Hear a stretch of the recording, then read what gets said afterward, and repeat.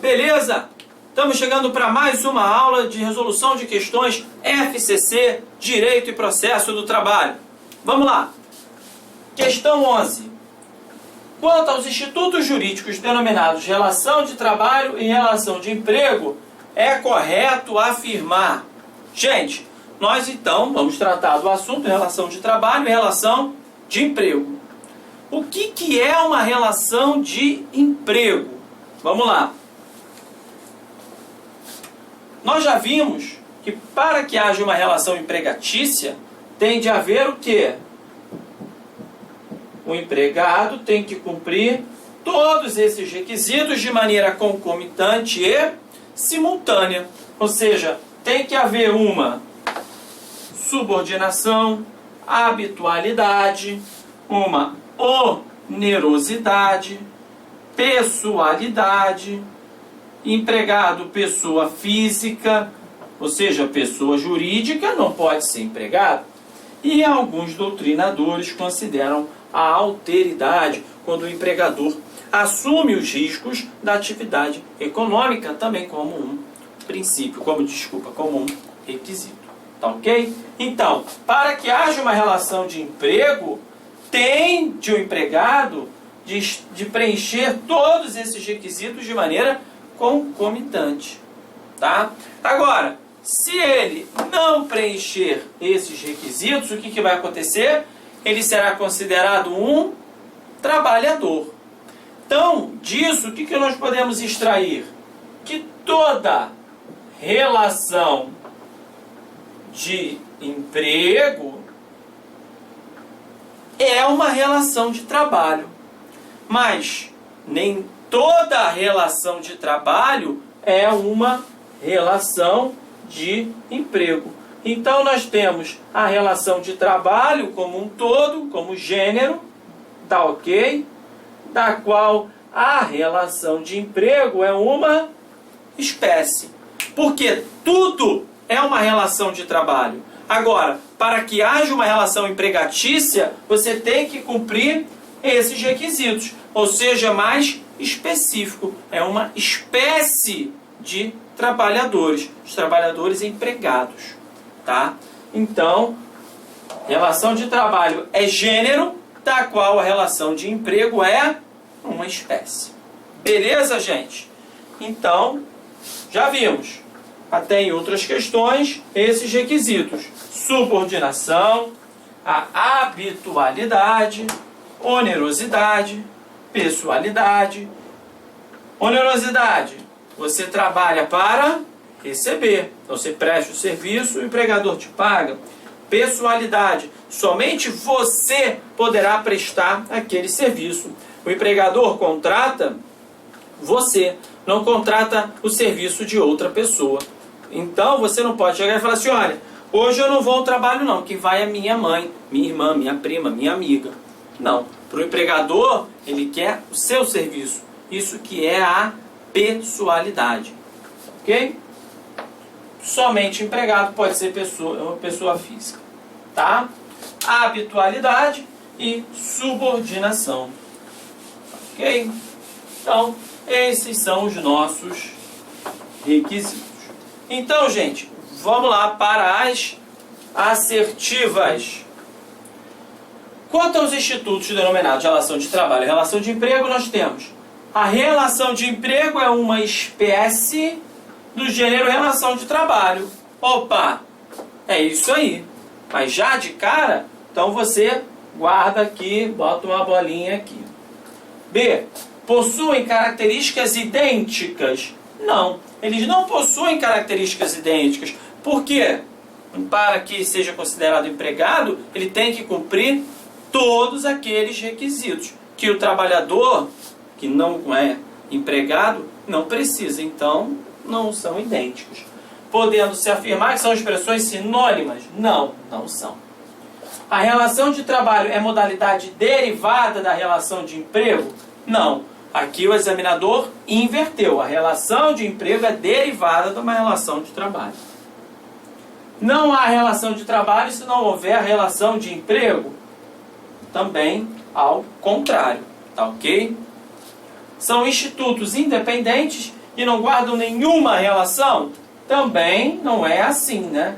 Eles não são amplamente independentes. E guardam sim uma relação. Porque nós já vimos. Qual é a relação? Relação de trabalho é espécie do gênero relação de trabalho. Então isso tem aí uma própria relação. Então a resposta da questão 11, letra A. Tá bom? Uma questão relativamente tranquila, não tem muita dúvida, tá ok? Questão aí de analista judiciário do TRT 14. Vamos lá, 12. Relação de trabalho e relação de emprego. Thales prestou serviços à empresa Celestial Produções pelo prazo de 10 meses. Beleza. Para que se configure o vínculo empregatício, ou seja, relação de emprego, entre as partes referidas, é necessário que se comprove os seguintes requisitos legais. Mais uma questão tranquilinha de analista. Você vai pegar o que eu botei ali, os requisitos, o nosso shop, e vai apenas encaixar aqui. Vamos lá. Boa-fé contratual, autonomia, onerosidade, pessoalidade, eventualidade. Não. Isso aqui é não eventualidade. Tá ok? Agora, a boa-fé contratual, é importante falar, você tem que guardar em todos os seus contratos para a sua vida, né? Mas não é um requisito caracterizador da relação de emprego. Então, cuidado com isso, que ele pode levar você a pensar assim, pô, boa-fé a gente tem que ter boa-fé, mas cuidado com isso aí. Então, não é a letra A. B, exclusividade. Para que haja uma relação, como é que na prova você vai fazer? Na prova, gente, você tem que acertar, fazer as questões com calma, não adianta ser afobado, para não se equivocar. Então você vai chegar, vai botar os requisitos aqui do lado. Pronto, sem problema. Aí você vai ver, exclusividade é um requisito? Não, acabou, não é a B. Subordinação, imprescindibilidade é? Indisponibilidade é? Esse aqui é? Não, tá fora. Pessoalidade na prestação de serviços, ok? Subordinação, tá aqui. Não eventualidade, também pode vir na sua prova como habitualidade. Essas sim são expressões sinônimas. Então, e onerosidade aqui, ó. Preencher os requisitos. Subordinação econômica, comutatividade com divisão dos riscos? Não. Tá? Isso aqui, você não entra no risco com o seu empregador. Continuidade? Não. E exclusividade? Também não. Vira e mexe, as bancas gostam de botar exclusividade como um requisito. Elas tentam jogar isso como uma pessoalidade, mas são coisas diferentes. Pessoalidade é uma coisa, exclusividade é outra. Por exemplo, o empregador vai contratar você para aquela prestação de serviços, conforme nós já expusemos. Beleza, esse é o caráter pessoal, você não pode se fazer substituir por outra pessoa. Agora, você não tem exclusividade. Exclusividade, se o empregador chegar e falar assim, olha, você não pode exercer essa função em outro local que não seja daqui. Eu quero te contratar com exclusividade. Você só pode dar aulas aqui, por exemplo, no curso. Você não pode, para dar aula aqui para o TRT, aula de resolução de questões, não, você não pode dar mais em lugar nenhum. Somente aqui. Isso é exclusividade. Tá? Então, ele tenta sempre jogar com isso. Então, cuidado. Pessoalidade é uma coisa, exclusividade é outra. Tá? Então, resposta da questão número 12, letra D. Vamos para a questão de número 13. Vamos lá.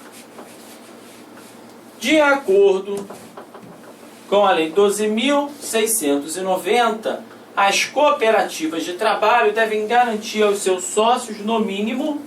Aí, gente, vocês têm que pegar e ler, tá, a Lei das Cooperativas, a 12.690 e seus requisitos. É uma questão objetiva. é sempre bom você que vai fazer essa prova ler essa lei. Muito importante. Por causa dessa questão aqui, por isso que eu coloquei ela para vocês. Vamos lá. Duração normal do trabalho de 8 horas diárias, ressalvada a necessidade de trabalho por meio de plantão ou escala, é um requisito. Assistência médica por meio de serviço próprio ou convênio não é. Retirada para o trabalho noturno superior à do diurno também é. E adicional sobre a retirada para as atividades insalubres, perigosas ou penosas. Tá ok? Isso também não é garantido. Apenas a questão 1 e a questão 3. Eu digo para vocês, parem agora, vão dar uma lida nessa lei, na 12.690, sobre os direitos dos trabalhadores cooperados. Tá? Mas não precisa se aprofundar muito. Apenas uma rápida leitura sobre o tema. Tá ok? Seguindo. Questão 14. Adonis trabalha como soldado da Polícia Militar em escala 12/36, das 6 às 18. Em todas as suas folgas, prestava serviços de forma pessoal e subordinada para uma empresa de segurança. Então, forma pessoal e subordinada. Todas as suas folgas. Fazendo a escolta de caminhões de carga mediante o pagamento de salário mensal sem registro em sua carteira de trabalho. Após 2 anos de trabalho para a empresa de segurança, Adonis foi dispensado sem o recebimento das verbas decisórias. Por esta razão, pleiteou o reconhecimento do vínculo e o pagamento das verbas decisórias. Aqui, o que o examinador tenta confundir você? Ele diz, ele é militar, porque o estatuto do militar até pode vedar que ele exerça outra atividade, tá? Então ele vai tentar jogar com isso. E esse tipo de questão, gente, é muito comum. Já veio dessa maneira, igualzinho, só mudou o nome do caboclo. OAB, técnico, analista, por que seja. Questão de OAB, então, isso aqui já caiu diversas vezes. Então, o que você tem que saber? Que, primeira coisa, todos os requisitos caracterizadores da relação de emprego estão presentes? Vamos ver. Você vai botar, vamos lá ver. Todas as suas folgas, uma habitualidade. Pessoal, nós temos uma pessoalidade. Adonis é uma pessoa física, beleza. Mediante pagamento, onerosidade.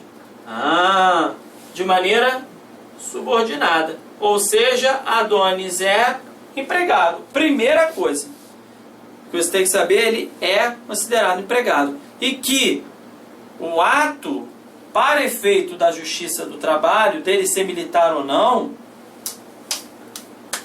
independe de nada. Isso ele vai responder aonde? Lá na Justiça Militar, em inquérito administrativo, lá na instituição. Para efeito da CLT, a relação Adonis com a empresa, tem o nome da empresa? Não. A relação Adonis com a empresa, vínculo, reconhecimento de vínculo, será plenamente possível. Tá ok? Então, vamos agora achar onde está isso aí. Não é devido, olha só, como a questão tenta levar você. Entre o policial e o militar, ele sempre vai tentar te induzir ao erro.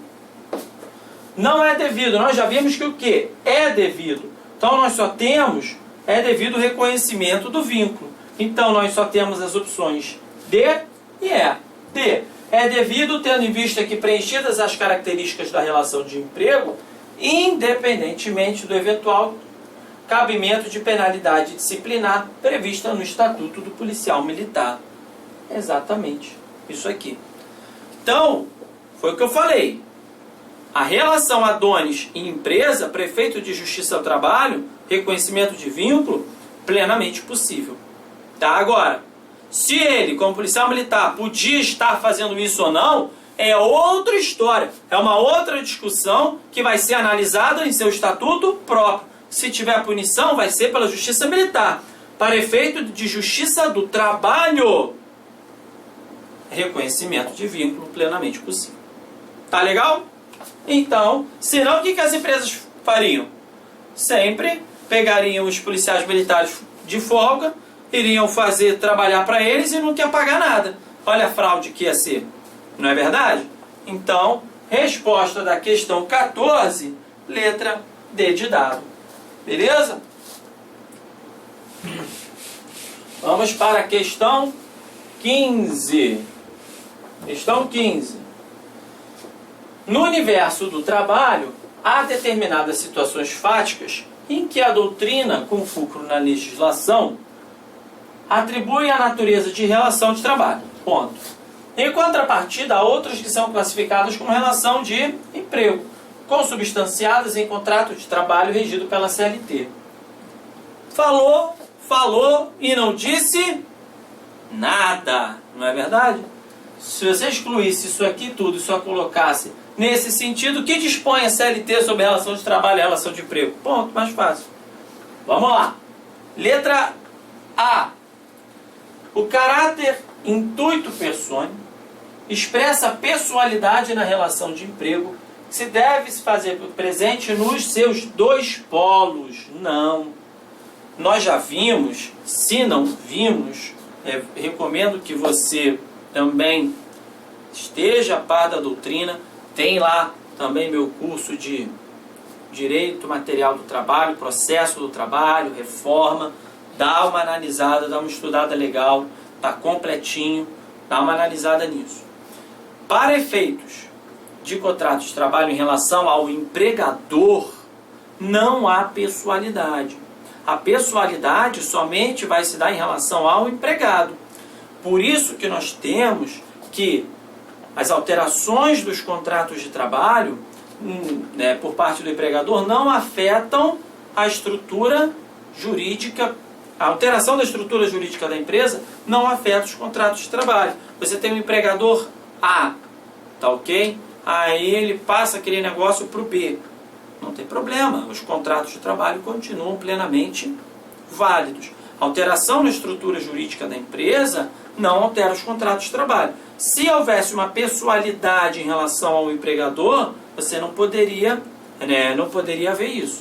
Mas não existe, tá ok? A pessoalidade somente se dá em relação ao empregado. Se amanhã na empresa que você trabalha, você tem uma empresa A, é comprada pela B, e aí a alteração na estrutura jurídica da empresa não afeta os contratos de trabalho.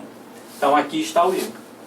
Tanto do contratante empregador quanto do empregado? Não, aqui está o erro. B. A dependência econômica do prestador ao tomador está expressamente prevista na lei como elemento privativo para caracterizar a subordinação do prestador de serviços em relação ao tomador de sua força de trabalho nas relações empregatícias. Vamos ver a C. A onerosidade como característica da relação de emprego deve ser vista sob o ângulo objetivo, segundo o qual se manifesta pelo pagamento por parte do empregador para remunerar os serviços prestados por força de contrato, tá? E no aspecto subjetivo, com a identificação da intenção contraprestativa, ou seja, ele trabalha para receber. Então, eu vou pagar se eu tiver aquele serviço e vice-versa. Em especial pelo empregado, que preste os serviços esperando uma contrapartida pecuniária por parte do empregador. Correto. Tá? D. A exclusividade na prestação dos serviços do trabalhador ao seu contratante configura requisito legal essencial? Não. Quase em toda questão de relação de trabalho e relação de emprego, eles botam exclusividade. Exclusividade não é requisito caracterizador da relação de emprego. As teorias da descontinuidade do evento e da fixação não se prestam para a identificação do conceito legal de não eventualidade. Se constrói exclusivamente com base na teoria dos fins do empreendimento também equivocada. Tá beleza, gente? Então, esta questão aqui também está errada. A questão certa é a letra C. Onde está o erro da B? Vamos lá, de novo. A dependência econômica do prestador ao tomador está expressamente prevista na lei como elemento privativo para caracterizar a subordinação do prestador em relação ao tomador? Não. Tá? E aqui está esse erro da questão. Beleza, gente? Então, resposta da questão 15, letra C. Questão de número 16. Ulisses presta serviços por 3 meses para a empresa Ajax Estruturas S.A. para suprir necessidade transitória de substituição de seu pessoal regular e permanente por intermédio da empresa Delta. Isis trabalha na produção de uma peça teatral durante a temporada de 8 meses no Teatro Municipal. Hermes é psicoterapeuta e faz palestras e consultas em centro de apoio à criança com deficiência motora, realizando 2 plantões semanais de 12 horas cada um, com ajuste apenas do seu ressarcimento das despesas que realizou no desempenho das atividades. E aí a questão é que você identifique esses tipos de trabalhador. Tá? Então vamos lá. Ulisses presta serviços por 3 meses para a empresa, para suprir necessidade. Olha aqui, olha o indicativo onde é que está a chave da questão, hein? Essa expressão, necessidade transitória de substituição do seu pessoal. Isso aqui é típico das relações do contrato de trabalho, fala para mim, temporário, regido pela lei 6.019, tá? Então, é um contrato temporário. O que é o contrato temporário? Para suprir necessidade transitória de substituição do seu pessoal regular, o acréscimo extraordinário dos serviços. Você tem uma empresa, deixa eu botar aqui, onde você vai ter uma empresa A que vai fazer um contrato civil com a empresa B. Essa A é a empresa de trabalho temporário que vai fazer um contrato com a B, que é a tomadora. E essa aqui é a prestadora. Os trabalhadores são contratados por essa empresa A para trabalhar aonde? Na B. Podendo ser na atividade meio e na atividade fim da empresa. Tá legal? Isso bem importante. Lembrando, recomendo a leitura, porque a legislação sobre trabalho temporário mudou, a lei 6.019 mudou, tá? Em mais ou menos ali no meio do ano de 2017. Então, é bem importante que você veja isso. Prazo mudou, agora o prazo máximo de 180 dias, podendo ser prorrogados por mais 90, caso haja comprovação dos motivos que originaram a contratação, tá? Dessa contratação. Por exemplo, aqui na questão, você contratou, vamos supor, por um acréscimo extraordinário dos serviços. Você contratou por 180 dias. Mas aí esse acréscimo continuou. Aí você pode renovar por mais 90. Se esse acréscimo não continuar, terminado esses 180 dias, você não poderá renovar. Tá ok? E outra coisa importante dessa lei, para você, presta atenção, para você contratar esse mesmo empregado aqui, ó, você é a empresa B, esse empregado aqui, que trabalhou na empresa B por 180 dias, para que ele continue trabalhando nessa empresa, tem de haver, depois desses 180, vamos supor que não comprovou, que não renovou, ele somente poderá voltar a trabalhar na mesma empresa passado o prazo de 90 dias. A responsabilidade da empresa B no tocante às verbas trabalhistas de uma responsabilidade subsidiária. Se esse prazo aqui não for respeitado, ele foi lá, trabalhou 180 dias. Trabalhou. Beleza. Acabou. Aí vai fazer um outro contrato temporário, a mesma empresa. Esse trabalhador só poderá voltar a trabalhar aqui passados esses 90. Se voltar a trabalhar antes, gente, haverá configuração do vínculo de emprego. É a única hipótese que isso irá ocorrer no contrato de trabalho temporário. Parágrafo 6º da Lei 6.019. Leiam esta lei, não é grande, gente, é pequenininha. É muito importante, embora eu tenha aqui dado agora uma aula de trabalho temporário. Está tudo, quase tudo aqui, tá? Mas é muito importante, tá? Isso que eu falei na nossa apresentação do curso. É uma breve exposição teórica do tema para a gente resolver a questão. Mas também conto que vocês estejam aí com o material e também tem que dar uma lidazinha. Beleza, gente? Então, nós já vimos que Ulisses, a resposta da questão está aqui. Porque para que haja, se você for ler o artigo 1º lá da Lei 6.019, artigo 1º, artigo 2º, vai ver que você pode somente contratar trabalhadores temporários mediante necessidade transitória de substituição de seu pessoal permanente e acréscimo extraordinário de serviços. Então, esta frase já denuncia: Ulisses é trabalhador temporário. Onde é que está o temporário aqui? Letra E. Você nem viu o resto. Nem viu o resto. Mas vamos lá. Isis trabalha na produção de uma peça teatral durante a temporada de 8 meses. Isso aqui se reveste de um trabalho eventual. Hoje eu faço uma peça durante 2 meses, depois eu faço uma outra coisa mais um tempo. É um trabalho eventual. 3. Aqui nós já vimos um trabalho voluntário. Professor, como você sabe que é voluntário? Por causa dessa expressão que eu sublinhei. Trabalho voluntário é regido, pouca gente sabe, por uma lei própria. Tá? E nesse trabalho voluntário, obviamente, você sabe que você não recebe. Você pode até cumprir quase todos os requisitos da relação de emprego. Tudo bem, mas você não tem onerosidade. Se você tiver onerosidade, você é empregado.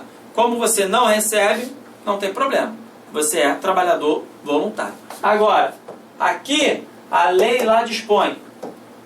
Se tiver, o trabalhador voluntário apenas pode ter o ressarcimento das despesas que comprovadamente realizou. Tá? Por exemplo, eu vou fazer uma palestra gratuita, vou fazer um atendimento, eu sou médico, eu vou fazer um atendimento gratuito lá no hospital, assim. Eu apenas posso ajustar que me paguem um deslocamento, só isso. Mas eu não vou cobrar nada pela minha palestra, nada pelos atendimentos, tá ok? Apenas esses custos aqui de transporte. Não é o custo da palestra, tá? Isso que é importante, apenas os custos ali. Poxa, só um almoço, só uma despesa de transporte. Aí, tudo bem, a lei do trabalho voluntário permite. Beleza? É isso que você precisa saber, exatamente o que está aqui. Resposta da 16, letra E. Questão número 17. Vamos lá.